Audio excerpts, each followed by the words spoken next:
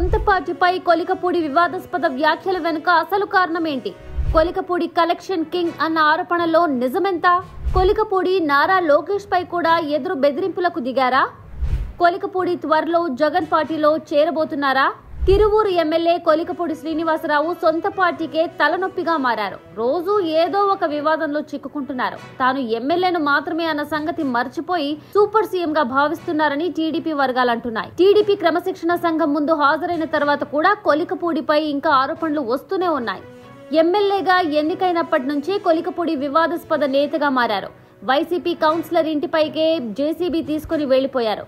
1-2 ఆరోపణలు వచ్చిన తర్వాత చంద్రబాబు పిలిచి జాగ్రత్తలు చెప్పినా నేరుగా క్షేత్రస్థాయిలోకి దిగొద్దని సున్నితంగా మందలించినా కొలికపూడి తీరు మారలేదు. ప్రైవేటు భూ వివాదాల్లో సైతం తలదూర్చి పార్టీకి ఇబ్బందిగా మారారు. కొలికపూడి బెదిరింపులకు భయపడి ఒక మహిళ ఆత్మహత్యాయత్నం చేసింది. ఇప్పుడు క్రమశిక్షణ కమిటీ ముందు హాజరైన తర్వాత కూడా కొలికపూడి వేధిస్తున్నారంటూ డేవిడ్ అనే దళిత టీడీపీ కార్యకర్త ఆత్మహత్యాయత్నానికి పాల్పడ్డాడు. ఆ వీడియో వైరల్ కావడంతో టీడీపీ పరువు పోయింది. కొలికపూడి కలెక్షన్ కింగ్ గా మారారన్న ఆరోపణలు కూడా వస్తున్నాయి. డబ్బులు ఇవ్వకపోతే పోలీసులను పంపి బెదిరిస్తున్నారని కూడా చెప్తున్నారు. క్రమశిక్షణ సంఘం ఆయనపై వచ్చిన ఆరోపణలు ప్రస్తావిస్తే ఎవరు తక్కువ, లోకేష్ ఏమన్నా తక్కువ అని ఎదురు బెదిరింపులకు దిగినట్లుగా తెలుస్తోంది.